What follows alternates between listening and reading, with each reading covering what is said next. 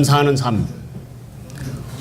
오늘 아침에 공부할 내용은 이 땅의 삶 가운데서 믿음의 좁은 길을 가고 있는 성도들이 하늘의 소망을 향해서 눈을 들 때만 누릴 수 있는 하나님의 은혜로운 처방약이라고 볼 수도 있는데요. 성도들의 삶이 쉽지 않다는 것을 전제로 하고 있음을 알 수 있습니다. 하나님께서는 구원을 받은 성도들이 항상 기뻐하고 모든 일에서 감사하는 생활을 하기를 원하십니다. 기쁨과 감사는 함께 가는 것이기 때문입니다. 성도들에게는 항상 기뻐하고 모든 일에 감사해야 할 충분한 이유가 있습니다. 환경과 형편을 초월해서 항상 기뻐하고 감사할 줄 아는 것은 성숙한 성도의 특징입니다. 기뻐하고 감사하는 생활. 데살로니가전서 5장 16절에서 18절을 보겠습니다.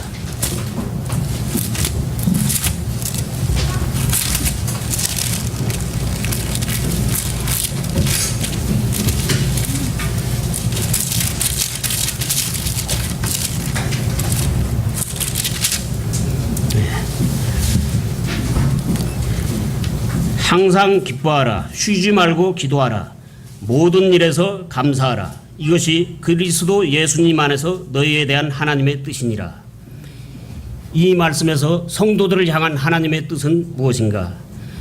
성도들이 믿음 생활을 하는 중에 항상 기뻐하라는 하나님의 말씀인데요. 쉬지 말고 기도하라는 말씀은 다음 기회가 있을 때 다루도록 하겠습니다. 이 땅 위에서 성도들의 삶은 좋지 않은 상황이 항상 기뻐할 수만은 없는 일이 많기에 고단한 것이 사실이지만 그런 가운데서도 기뻐하고 감사하며 살라는 말씀입니다.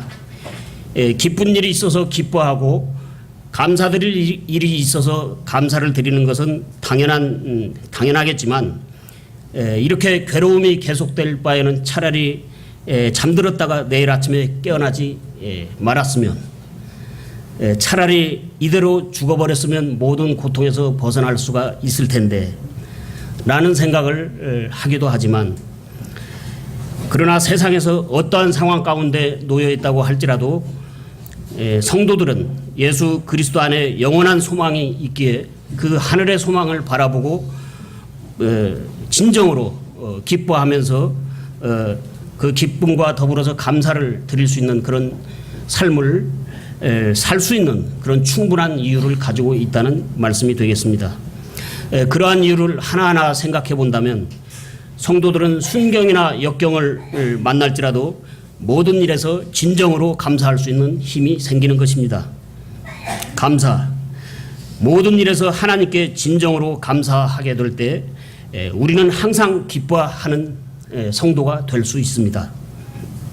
모든 일에서 우리가 보기에 또는 느끼기에 좋지 않은 일처럼 보일지라도 지금은 이해가 안 되지만 선하시고 신실하신 하나님을 바라보며 약속의 말씀을 붙잡고 모든 상황을 감사하는 마음으로 수용할 때 우리는 진정 기뻐할 수 있는 마음을 가질 수가 있다는 것입니다.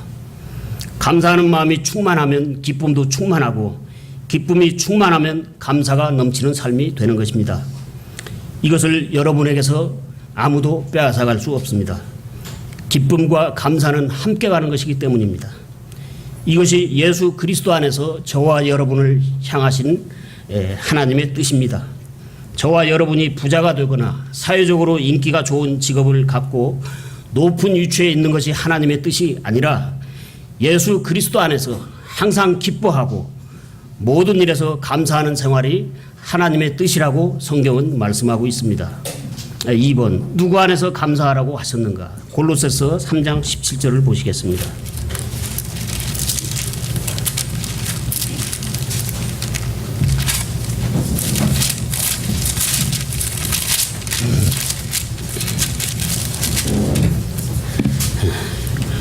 또 너희가 말이나 행위로 무엇을 하든지 모든 것을 주 예수님의 이름으로 하며 그분을 힘입어 하나님 곧 아버지께 감사를 드리라. 데살로니가전서 5장에서 보았듯이 문제의 답은 언제나 예수님 안에 있습니다. 예수님 안에는 무엇이 있기에 하나님께서는 성도들에게 예수님을 힘입어 감사하라고 말씀을 하실까요? 예수님 안에 무엇이 있는지를 먼저 알아야 합니다. 예수님 안에는 무엇이 있을까요?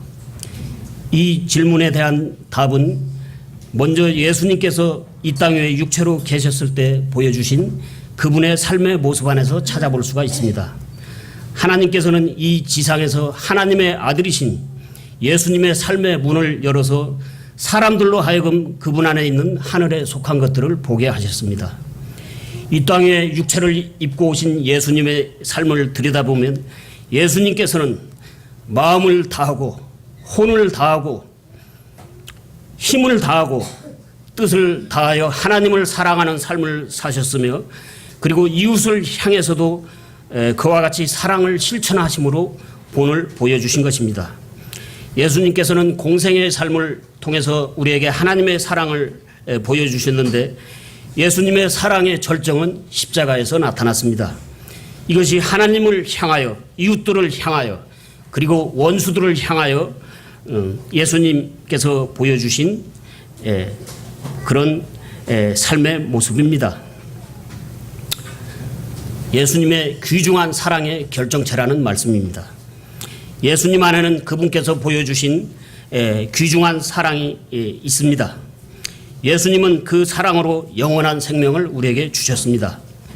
그 사랑의 힘은 진실로 위대해서 어떠한 고난도 죽음도 능히 이길 수 있는 능력이 있습니다.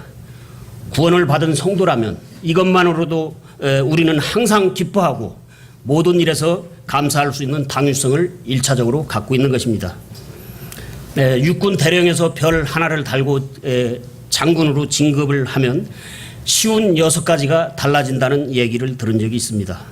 굉장한 특권이 주어지는 것이죠. 우리가 복음을 통해서 죄인임을 회개하고 예수님을 영접했을 당시에는 갓난아기와 같아서 구원받은 성도들이 누리게 될 영적인 특권과 혜택에 대해서 잘 모르지만 영적으로 성장함에 따라서 구원이 보장이 되는 수많은 축복들을 우리는 알게 됩니다. 혼의 구원만 해도 함께 부여되는 영적인 복들이 엄청난데 혼의 구원 저 너머에는 하늘들과 땅과 그 안에 존재하는 모든 창조물들을 창조하셨으며 그것들을 지배하고 계시는 어마어마한 존재가 하늘의 영광 가운데 거하고 계십니다.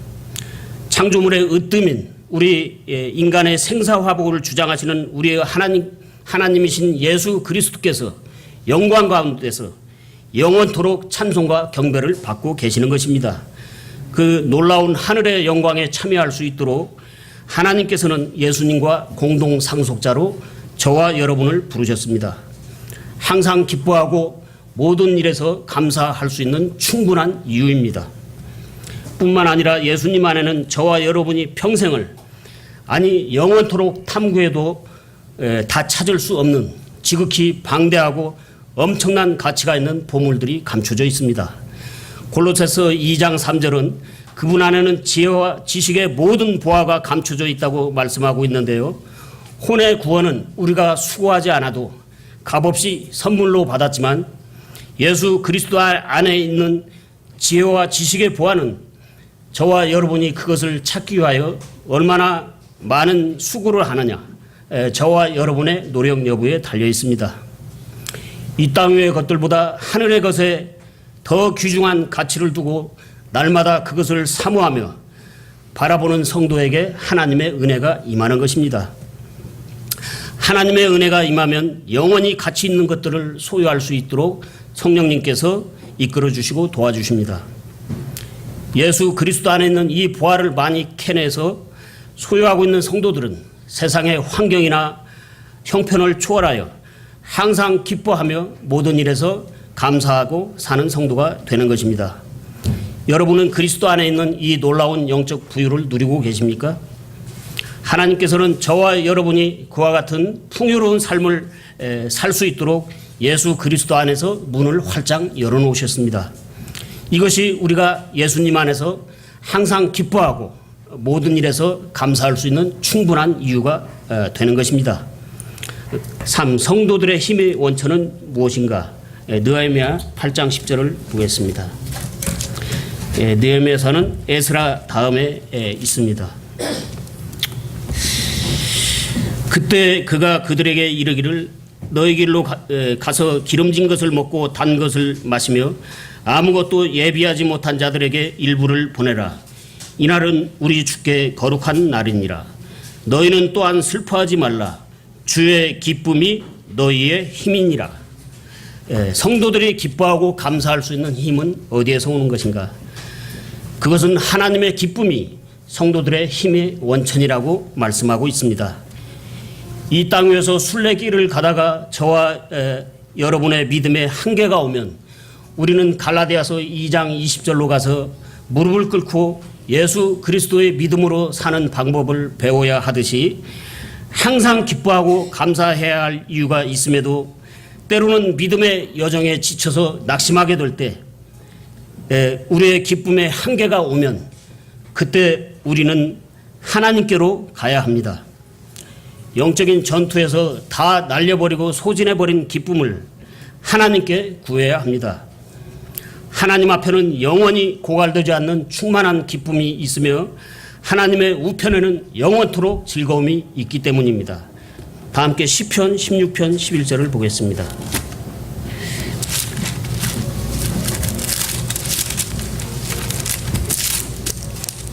시편 16편 11절 말씀입니다. 주께서 생명의 행로를 내게 보이시리니 주 앞에는 충만한 기쁨이 있고 주의 오른쪽에는 영원토록 즐거움이 있나이다. 기쁨과 즐거움으로 충만하신 하나님의 얼굴을 구할 때 하나님께서는 우리와 함께 해주십니다. 기쁨으로 충만하신 하나님께서 우리와 함께 하시면 바울과 실라처럼 최악의 상태에서도 기쁨이 억누를 수 없이 용솟음치며 감사의 마음과 더불어서 하나님을 찬양할 수 있는 힘이 생기는 것입니다. 이런 찬양이야말로 감옥의 문빗장뿐만 아니라 지옥의 문빗장을 깨뜨리고 부수릴 수 있는 능력이 있는 것입니다. 이처럼 어려운 가운데서도 기뻐하고 감사하는 성도의 능력은 하나님을 깊이 신뢰하는 데서 오는 것입니다. 그분의 임재를 구하고 갈망하며 늘 하나님과 함께 걷는 저와 여러분이 되어야 하겠습니다. 오직 주님 안에만 참된 기쁨이 있고 그 기쁨이 성도들의 힘의 원천인 것입니다. 나 고난 중에서도 또는 생활이 어려운 가운데서도 기뻐하고 기뻐하고 감사할 수 있는가? 누가복음 6장을 보겠습니다.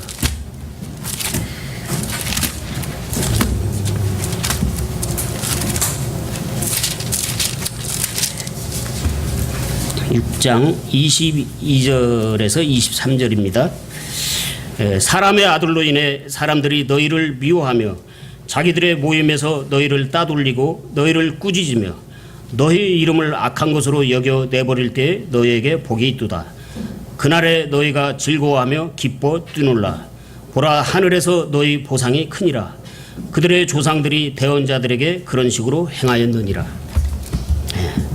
지금 우리나라에서는 저와 여러분이 예수님을 믿기 때문에 당하는 특별한 고난은 거의 없을 정도로 미미합니다. 그러나 기독교 역사를 보면 예수님을 믿기 때문에 복음을 전하다가 엄청난 불이익과 고난을 당한 사례들은 무수히 많으며 지금도 믿음의 자유를 허용치 않는 나라에서는 큰 대가를 지불해야 합니다. 사회적으로 큰 불이익을 당하는 것은 물론이고 때에 따라서는 목숨을 내놓지 않으면 안 됩니다. 그러한 고난을 당하게 될 때도 오히려 즐거워하고 기뻐하라는 예수님의 말씀인데요. 하늘에 있는 보상이 성도들이 당하는 고난보다도 훨씬 크기 때문이라는 말씀입니다. 이 세상은 잠깐이요 성도들의 고난은 더욱 잠깐입니다. 그러나 하늘에서의 보상은 영원한 것이며 곧 시들어버릴 이 세상의 영광과는 비교할 수 없는 것입니다. 로마서 8장 18절을 보면 현 시대의 고난들은 앞으로 우리 안에 나타날 영광과 좋게 비교될 수 없다고 말씀하고 있습니다. 우리 믿음의 선진들은 영원을 바라보며 일시적인 고난을 감내하면서 고난 중에서도 오히려 주님을 찬양하고 기뻐하면서 믿음의 길을 걸어갔던 것입니다. 그들은 지금 하늘에서 영원한 보상을 누리고 있습니다. 다음 하박국 3장 17절을 보시겠습니다. 구약성경 뒷부분에 나움 다음에 하박국이 있죠.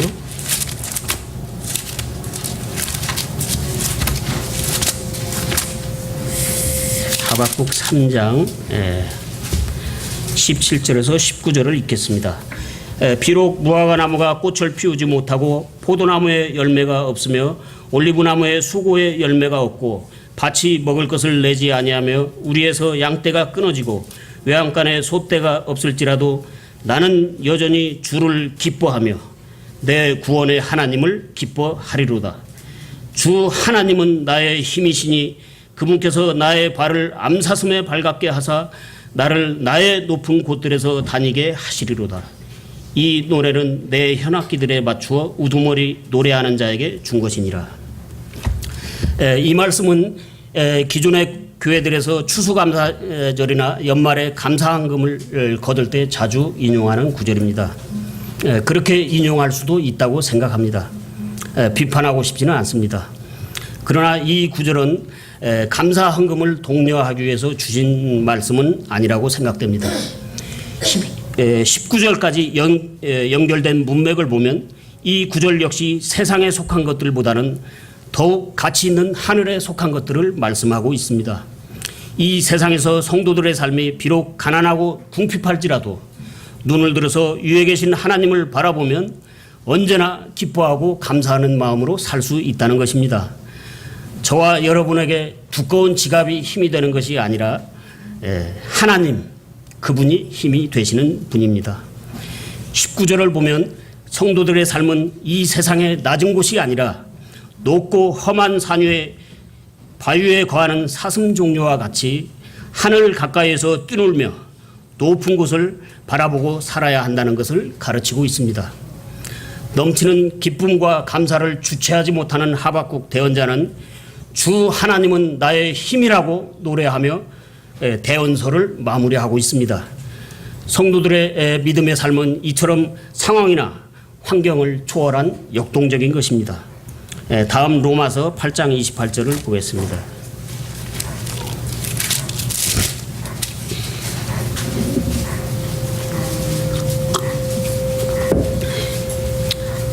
(28절에서) (30절까지를) 제가 읽겠습니다.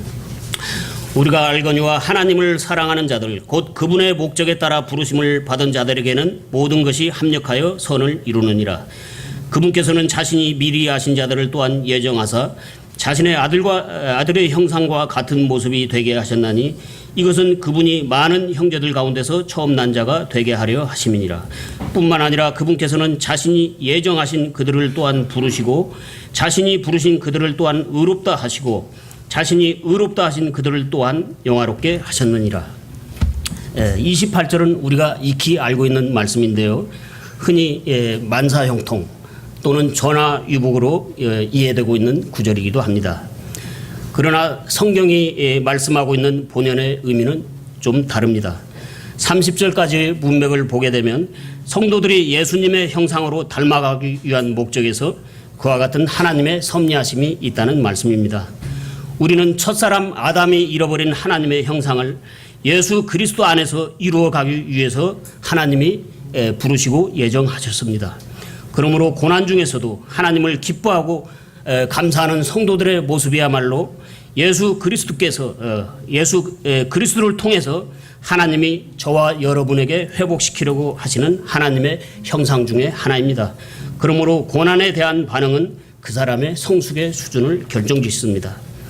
하나님 한 분 외에는 선한 분이 없다고 예수님께서 말씀하셨는데 그 선하신 예수님을 닮아가도록 고난을 허락하시며 그러한 모든 것이 합력하여 선을 이루도록 하나님께서 우리의 안과 밖에서 일을 하신다는 말씀인 것입니다. 그러므로 저와 여러분이 하나님을 사랑한다면 아무리 힘들어도 고난을 감당할 수 있는 힘이 생기고 우리는 선하신 그분의 형상이 우리에게 이루어지게 하기 위해서 지금도 일하시는 아버지 하나님께 감사하며 기쁜 마음으로 순종할 수가 있는 것입니다. 여러분은 하나님을 사랑하십니까? 여러분의 마음속에 하나님의 형상을 새기는 일에 적극적으로 협력하고 계십니까? 항상 기뻐하고 모든 일에서 감사하는 저와 여러분이 되기를 간절히 소망합니다. 이상은 저와 여러분이 예수 그리스도 안에서 항상 기뻐하고 모든 일에서 감사할 수 있는 이유와 근거에 대해서 알아보았습니다. 자, 그러면 다 어떻게 항상 기뻐하고 감사하는 생활을 할 수 있는가? 1. 그리스도께서 주신 기쁨을 상실하지 말 것. 요한복음 15장 9절을 보겠습니다.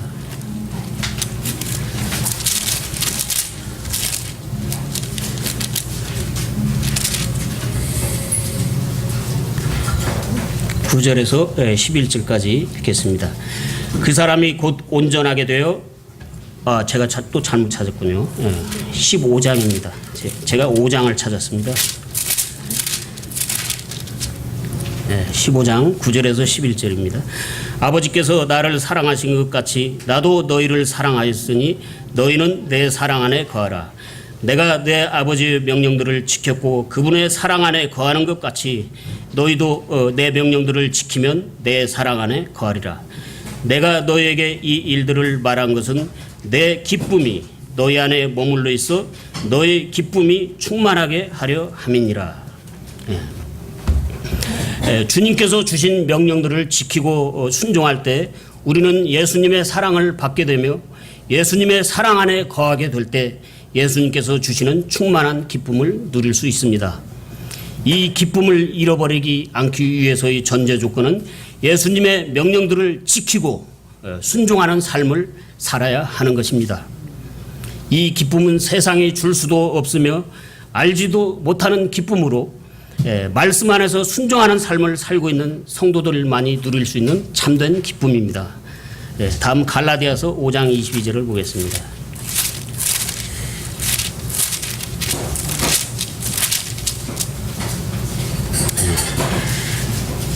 그러나 성령의 열매는 사랑과 기쁨과 화평과 오래 참음과 부드러움과 선함과 믿음과. 성령의 열매 가운데서 사랑과 기쁨 이렇게 소개되고 있는데요. 자, 이러한 기쁨은 성령의 열매의 한 특성으로서 나타나게 되는데요. 성령 안에서 걸을 때 우리는 기쁨을 상실하지 않습니다. 육신의 요구를 물리치고 성령님의 세미한 음성에 귀를 기울이며 그분의 요구에 순종하며 성령님 그분의 인도하심을 따를 때 기쁨은 성령의 열매로서 성도들의 삶에서 나타나게 되는 것입니다. 이렇게 기쁨으로 충만한 성도를 보면 보는 사람의 마음도 밝아지고 기쁨이 전해집니다.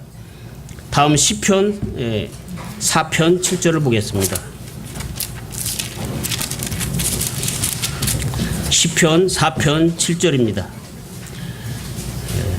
주께서 내 마음속에 두신 기쁨은 그들의 곡식과 포도즙이 불어날 때의 기쁨보다 더 크니이다.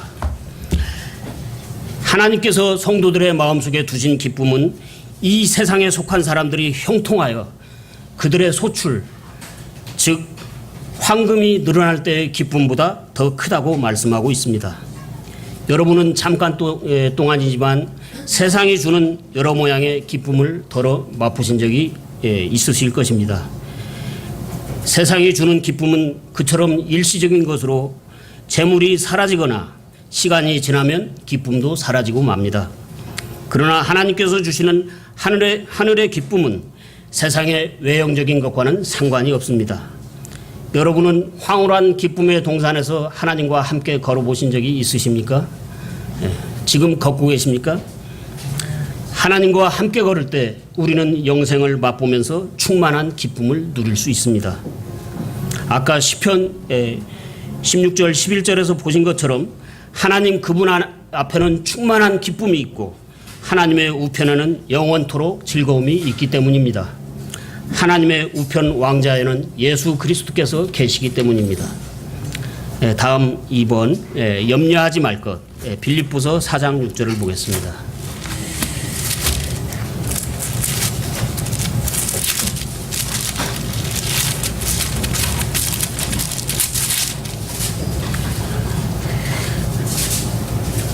잘 아시는 구절인데요.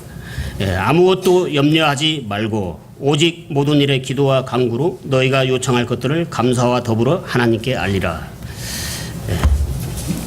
성도가 이 세상을 살면서 어찌 전혀 염려와 걱정이 하나도 없이 살아갈 수야 있겠습니까? 그러나 지나친 염려는 성도들에게 기쁨을 빼앗아갑니다. 특히 심한 염려는 우리의 마음과 뼈를 마르게 합니다. 이런 염려와 걱정과 근심이 앞을 가로막을 때 우리는 예수님 안에서 누리는 기쁨과 감사를 송두리째 잃어버리게 됩니다. 그러므로 염려의 늪에 빠지기 전에 하나님의 처방전대로 빌립보서 4장 6절과 7절 이 말씀의 우산 속으로 속히 들어가서 기도해야 합니다. 다음 마태복음 6장을 보겠습니다. 마태복음 6장 25절에서 34절인데요. 먹고 사는 문제에 대해서 그리 염려하지 말라는 예수님의 말씀입니다. 시간 관계상 34절만 보겠습니다. 그러므로 내일을 염려하지 말라. 내일이 자기 것들을 염려할 것이요 한날의 악은 그날의 족하니라. 34절을 보면 그러므로 내일을 염려하지 말라. 내일이 자기 것들을 염려할 것이요 한날의 악은 그날의 족하니라 라고 예수님께서 말씀하고 계시는데요. 염려의 늪에 한번 빠지면 우리는 현재 해야 할 일들보다는 아직 다가오지도 않은 내일의 문제에 대해서 더 많은 시간을 염려하고 걱정하므로 우리의 현재 시간을 내일의 염려에 의해서 지배당하지 말라는 예수님의 지적입니다. 그런데 여기서 주의할 것은 이렇게 저와 여러분이 지나치게 염려하는 것에 대해서 예수님께서는 그것을 악으로 규정을 하고 계시다는 사실입니다. 한날의 악은 그날의 족하니라. 의외로 다가오는 말씀인데요. 그러나 좀 더 생각해 보면 성도들이 염려하는 것은 하나님을 불신하기 때문이며 하나님을 불신하는 것은 악이요. 우리는 내일의 악한 일에까지 미리 참여할 필요가 없다는 말씀입니다. 악한 일에 참여하는 성도에게 기쁨이 있을 리 없습니다. 다음 3. 죄는 자백하고 마음을 깨끗이 할 것. 시편 32절을 보시겠습니다.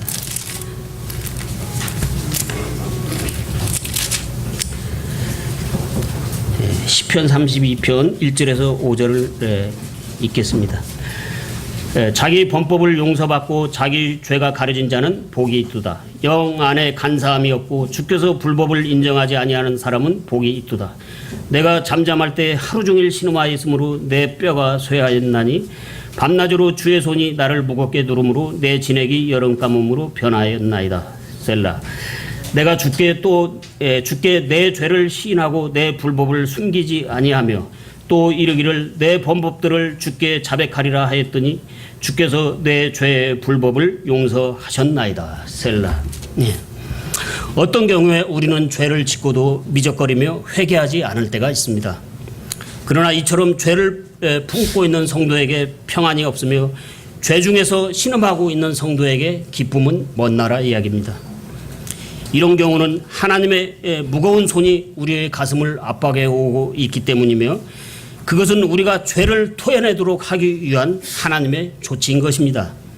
성령께서 우리의 영과 더불어서 이렇게 근심하게 할 때 우리는 즉시 회개하여 하나님께 용서를 구하고 토사물을 토해내듯 죄를 토해내야 합니다. 그러면 하나님께서 깨끗하게 용서해 주십니다. 하나님께서 우리의 죄에 대해서 기억조차 않겠다고 말씀하셨습니다. 하나님의 용서하심으로 깨끗하게 되면 우리는 깨끗한 마음을 다시 회복할 수가 있게 되고 우리는 다시 기쁨을 누릴 수가 있습니다. 다음 시편 51편을 보겠습니다. 시편 51편 12절을 보겠습니다.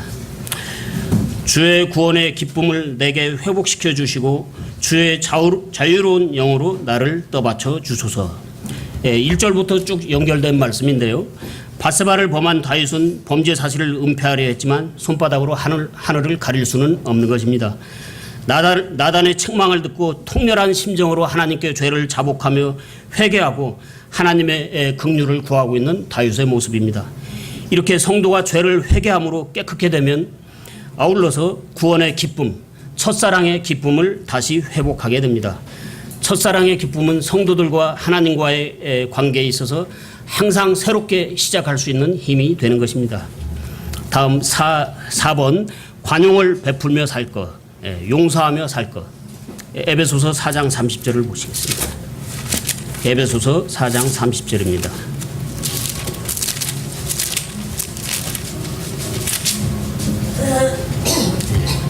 32절까지 읽겠습니다. 하나님의 거룩한 영을 슬프게 하지 말라. 그분으로 말미암아 너희가 구속의 날까지 봉인되었느니라. 너희는 모든 쓴 것과 진노와 분노와 소리 지르는 것과 비방하는 것을 모든 악의와 함께 버리고. 우리가 이런 쓴 것들, 진노 이런 것을 표현할 때 사실 우리의 마음속에는 악한 그 의도를 이미 품고 있기 때문에 그런 것을 우리가 바라게 된다는 그런 말씀입니다. 그런 것을 버리라고 말씀하고 있습니다. 서로 친절히 대하며 상냥한 마음을 품고 서로 용서하기를 하나님께서 그리스도로 인하여 너희를 용서하신 것 같이 하라. 저와 여러분은 측량할 수 없이 큰 하나님의 용서하심에 대하여 하나님께 빚을 진 사람들입니다. 그럼에도 나에게 잘못한 사람에 대해서 용서를 한다는 것에 대해서 우리의 감정은 저항을 합니다. 그러나 우리는 나에게 잘못한 사람을 용서하지 못하거나 용서하지 않을 명분도 이유도 사실은 없습니다. 용서하라는 말씀에 쉽게 순종하지 못하고 있는 성도들에게 예수님께서는 말씀하시기를 왕에게 1만 달란트의 빚을 진 종이 빚 모두를 탕감받았는데도 불구하고 자기에게 100데나리온의 빚진 자를 용서하지 않는 것과 같다고 예수님께서는 노기를 띤 음성으로 마태복음 18장에서 엄하게 꾸짖고 계십니다. 10,000달란트와 100데나리온, 10,000달란트와 100데나리온을 비교해 보겠습니다. 예수님 당시에 하루의 품삯이 1데나리온인데요. 우리 화폐로 5만 원이라고 계산을 했을 때 100데나리온은 500만 원이 됩니다. 그리고 1달란트는 6,000데나리온입니다. 6,000데나리온은 우리 화폐로 3억 원이 됩니다. 그런데 1만 달란트는 자그마치 3조 원이나 됩니다. 저와 여러분에게 3조 원이라는 액수는 숫자로만 존재하는 엄청난 액수입니다. 그런데 3조 원의 빚을 용서받은 자가 500만 원의 빚진 자를 용서하지 않고 있다는 것이 지금 저와 여러분이 형제를 용서하지 않고 있는 이 악한 종과 같다는 예수님의 가르침입니다. 우리가 타인을 용서하지 않으면 우리 안에 계시는 성령님께서는 슬퍼하십니다. 용서해야 저와 여러분이 기쁨을 누릴 수 있다는 말씀입니다. 이처럼 관용을 베풀고 용서하는 마음은 우리에게 기쁨과 감사하는 마음이 고갈되지 않게 해줍니다. 그런즉 타인을 용서할 때에는 지금 읽은 에베소서 4장 32절의 말씀처럼 친절하고 상냥한 마음으로 용서하는 것이 중요합니다. 용서를 했다고 하면서도 여전히 굳은 얼굴로 대한다면 용서받은 사람이 용서를 받았다는 것을 느낄 수가 없겠죠. 그리스도인은 사후에도 AS를 잘해야 합니다. 5번 모든 일에 진실하고 올바른 생활을 할 것. 빌립보서 4장 8절과 9절을 보겠습니다. 에베소서 바로 다음에 있죠.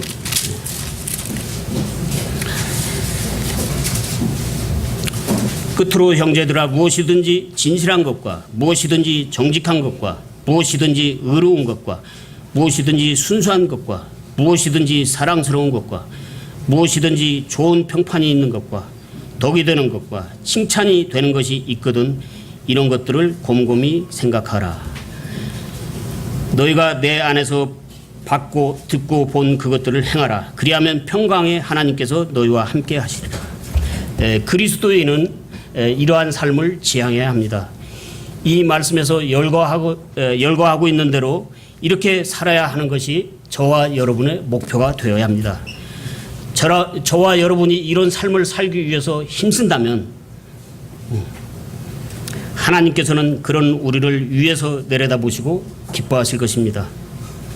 하나님을 기쁘시게 하면 우리 안에는 언제나 기쁨이 충만하고 하늘의 평강이 넘쳐날 것입니다. 하나님께서 지향하시는 것과 저희들이 추구하는 것이 좀 다르죠. 우리 사람들은 자녀들이 좋은 대학에 가기를 원하고 그런 목표를 맞추고 이렇게 교육을 하고 양육을 하는데 하나님의 관심은 그런 곳에 있지 않습니다. 방금 읽은 우리 이 말씀처럼 우리 자신의 변화에 대해서 하나님은 목표를 가지고 계십니다. 다음은 5번입니다. 5번 첫머리 했죠. 고린도서 13장 8절을 보겠습니다.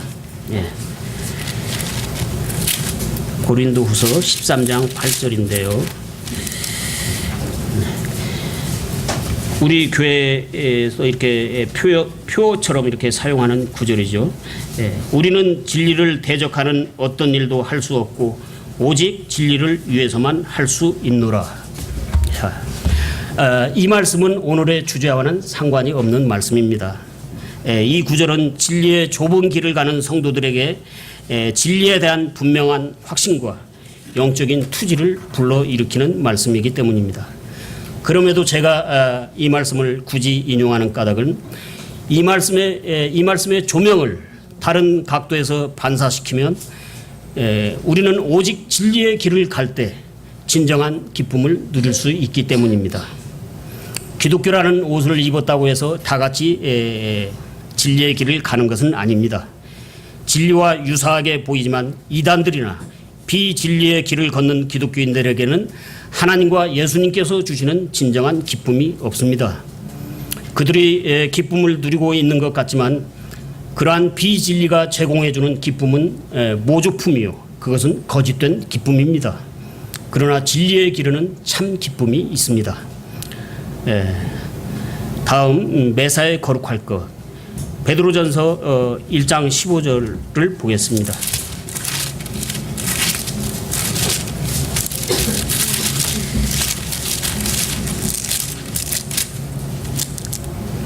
오직 너희를 부르신 분께서 거룩하신 것 같이 너희도 온갖 종류의 행실에서 거룩할지니라. 기록된 바 내가 거룩하니 너희도 거룩하다 하셨느니라. 우리는 이 세상에서 살고 있지만 이 세상의 풍조와 사조에 의해서 영향을 받아서는 안 됩니다. 그러므로 이 세상의 방식이나 헛된 행실을 따르지 말고 이 세상과는 구별된 삶을 살아야 합니다. 선하고 의로운 행실 가운데서 하늘에 속한 생활 방식을 추구하며 하나님께 영광을 돌리며 거룩한 제사장의 신분을 인식하고 살아야 합니다. 하나님께 속한 사람으로서 우리는 이 세상에 동화되지 않고 스스로 자신을 분리함으로 거룩한 삶을 살 때 하늘로부터 오는 기쁨을 누리며 감사하는 삶을 살 수 있습니다. 이러한 기쁨은 가뭄 때에도 마르지 않는 샘물과도 같은 것입니다. 우리는 모든 일에서 거룩해야 합니다. 지극히 거룩하신 하나님께서 우리의 아버지이기 때문입니다. 저와 여러분은 하나님의 영광을 위해서 구별된 거룩한 자녀들입니다. 끝으로 고린도서 13장 12절을 보겠습니다. 고린도서 13장 12절 맨 끝부분에 있는 말씀이죠. 거룩한 입맞춤으로 서로 인사하라. 사도 바울은 파벌도 많고 문제도 많은 고린도 교회 성도들에게 거룩한 입맞춤으로 서로 인사하라고 마무리하면서 고린도 교회에 보내는 서신서를 끝맺음하고 있습니다. 짧지만 이 구절은 대단히 중요한 구절인데요. 이 구절이 왜 중요하냐면 전체의 문맥을 잘 보시면 이것이 고린도 교회 성도들의 문제를 최종적으로 수습하고 있는 사도 바울의 탁월한 처방전이기 때문입니다. 우리 교회도 문제가 있고 파벌이 있을 수 있습니다. 사도 바울의 탁월한 처방전이 효력이 있습니다. 예수님께서 사랑하시는 성도 여러분, 교회 안에서 다른 지체들과 마음이 맞지 않더라도 성도로서 서로 사랑과 친절한 마음으로 서로 공손하게 인사를 하는 것, 이것이 거룩한 행실이라고 사도 바울은 말씀하고 있는 것입니다. 사랑과 친절은 거룩한 성령의 열매이기 때문입니다. 여러분은 성도들끼리 인사를 하는 것에 대해서 사도 바울 같은 인식을 가지고 계십니까? 사도 바울은 무례히 행동하지 않는 것이라고 사랑에 대해서 말씀했는데 성도라면 예의를 갖출 줄 알아야 합니다. 사람을 보면 서로 반갑게 인사하는 것, 이것은 지극히 기본적인 사항인데도 그러나 성도 여러분의 인격이 뒷받침되지 않으면 안 됩니다. 우리는 자신의 인격에 문제가 있다는 것을 통감하고 겸손하게 인정할 줄 알아야 합니다. 그런 정직하고 겸손한 성도에게 하나님의 긍휼하심과 은혜가 있습니다. 어떤 분들은 성경을 많이 배웠으면서도 무슨 이유 때문인지 다른 성도와 인사하기를 기피하거나 또는 마지못해서 하거나 다른 성도가 인사하기 전에는 절대로 인사를 안 하는 분들이 있는데 그런 분에게 질문을 드립니다. 여러분이 갖고 있는 이유나 습관이 하나님 말씀보다 더 고귀합니까?